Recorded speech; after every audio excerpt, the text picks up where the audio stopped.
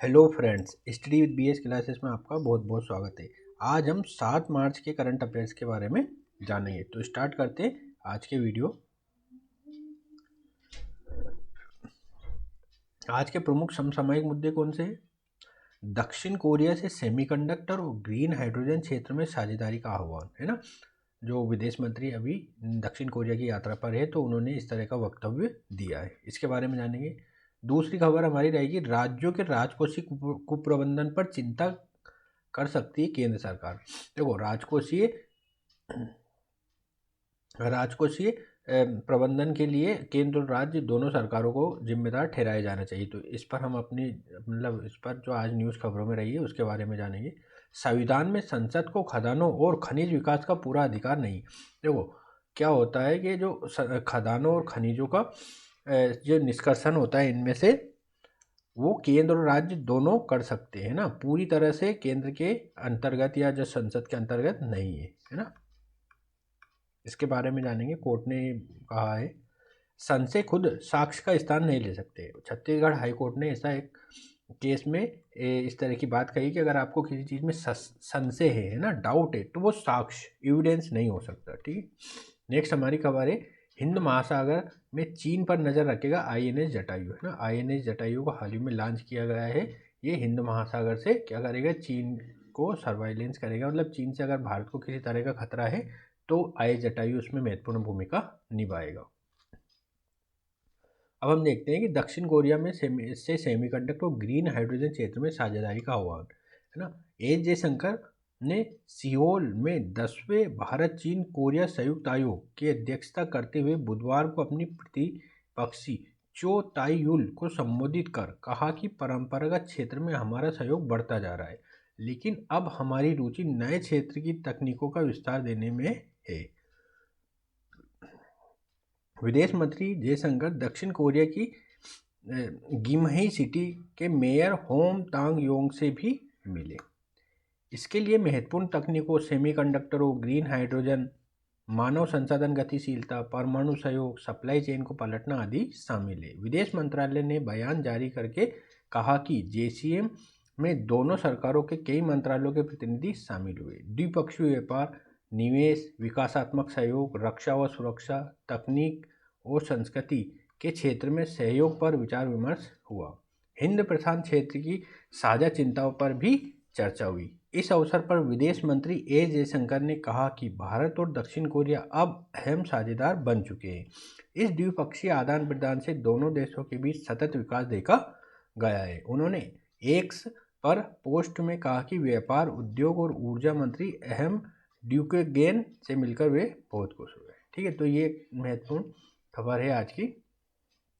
Next हमारी खबर है, राज्यों के राजकोषीय कुप्रबंधन पर चिंता कर सकती है केंद्र सरकार।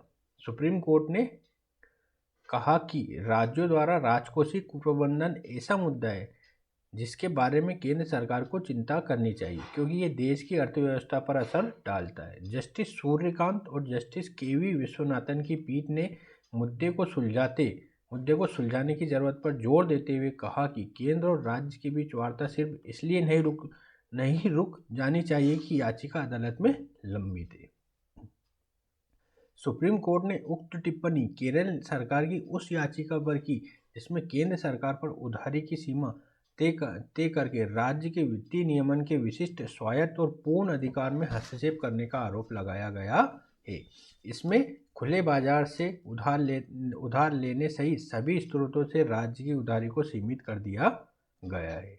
बुधवार को केरल सरकार की ओर से पेश वरिष्ठ वकील कपिल सिब्बल ने कहा कि राज्य के पास इस मुद्दे का विरोध करने के अलावा कोई विकल्प नहीं बचा था। वो अदालत को बताना चाहते हैं कि उस मुद्दे को सहकारी संघवाद की भावना से सुलझाने की जरूरत है, लेकिन ऐसा नहीं हुआ।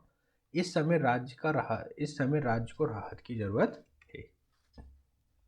नेक्स्ट हमारी खबर है, संविधान में संसद को खदानों और खनिज विकास का पूरा अधिकार नहीं, ये कोर्ट ने कहा है। प्रधान न्यायाधीश DY चंद्रचूड़ की अध्यक्षता वाली शीर्ष अदालत की 9 न्यायाधीशों की संविधान पीठ वरिष्ठ अधिवक्ता हरीश साल्वे की इस दलील का जवाब दे रही थी कि खनिजों पर कर लगाने की संसद की शक्ति राज्यों के अधिकार का सफाया कर सकती है। साल्वे ने कई खनन कंपनियों की तरफ से पेश हुए थे। पीठ ने कहा कि संविधान की सूची 1 की प्रविष्टि 54 संसद को उस विषय का संपूर्ण अधिकार नहीं देती क्योंकि ये जिस सीमा तक के तहत है। इसका मतलब यह है कि सूची 2 में प्रविष्टि 23 को मान्यता देता है, जो कहता है कि राज्यों के पास भी खनन के विनियमन और खनिज के विकास की शक्ति है। मतलब खनन पे केंद्र और राज्य दोनों को अधिकार प्राप्त है। नेक्स्ट हमारी खबर है, संशय खुद साक्ष्य का स्थान नहीं ले सकता, हाई कोर्ट ने ये कहा है। छत्तीसगढ़ हाई कोर्ट ने हत्या के एक मामले में इलेक्ट्रॉनिक साक्ष्य के आधार पर निचली अदालत द्वारा दिए गए फैसले को रद्द कर दिया है। मामला रायपुर में 2019 में मर्चेंट नेवी के इंजीनियर की हत्या से जुड़ा हुआ है। जांच अधिकारी ने मोबाइल के कॉल डिटेल है ना CDR के आधार पर इंजीनियर की हत्या के मामले में उसकी पत्नी समेत 9 अन्य लोगों को आरोपित बनाया था। निचली अदालत ने तीनों को आजीवन कारावास की सजा सुनाई थी, जिसे हाई कोर्ट में चुनौती दी गई थी। कोर्ट ने अपने आदेश में यह भी कहा है कि टेलीफोन कॉल केवल संशय पैदा करता है। चीफ जस्टिस रमेश सिन्हा व जस्टिस रविंद्र अग्रवाल की डिवीजन बेंच ने कहा है कि खुद संशय साक्ष्य का स्थान नहीं ले सकते। अपीलार्थियों की सशर्त रिहाई का आदेश जारी करते हुए कोर्ट ने कहा है कि अनुमान या संदेह चाहे कितना भी गंभीर क्यों नहीं हो, प्रबल संदेह, प्रबल संयोग, गंभीर संदेह कानूनी प्रमाण का स्थान नहीं ले सकते। भले कितना ही प्रबल संदेह हो, उसे साक्ष्य नहीं माना जाएगा। हिंद महासागर में चीन पर नजर रखेगा INS जटायु। भारतीय नौसेना ने बुधवार मतलब कल को मिनिकॉय द्वीप पर अपना नया बेस INS जटायु शुरू किया। यह रणनीतिक रूप से महत्वपूर्ण लक्षद्वीप द्वीप समूह में नौसेना की परिचालन क्षमता को बढ़ाएगा। इस नौसैनिक बेस से हिंद महासागर क्षेत्र में पाकिस्तान, चीन, मालदीव की गतिविधियों पर न केवल नज़र रखी जा सकेगी बल्कि समुद्री लूटों और ड्रग्स तस्करी पर भी लगाम कसने में मदद मिलेगी, है ना। और ये नौसेना प्रमुख ने और उस समय क्या क्या कहा उद्घाटन के समय, मतलब INS जटायु के। इससे पहले 2012 में कवरत्ती में INS द्वीपरक्षक को पहले नौसेना अड्डे के रूप में स्थापित किया गया था। यहाँ यह भी बता दें कि मिनिकॉय द्वीप उस समय समुद्री रास्ते पर स्थित है, जिसे विश्व का प्रमुख समुद्री राजमार्ग माना जाता है। INS जटायु के जलावतरण के बाद मिनिकॉय में मौजूद जनों को संबोधित करते हुए नौसेना प्रमुख ने ये बात कही। तो आज के जो महत्वपूर्ण खबरें थी यहीं पे हम समाप्त करते हैं।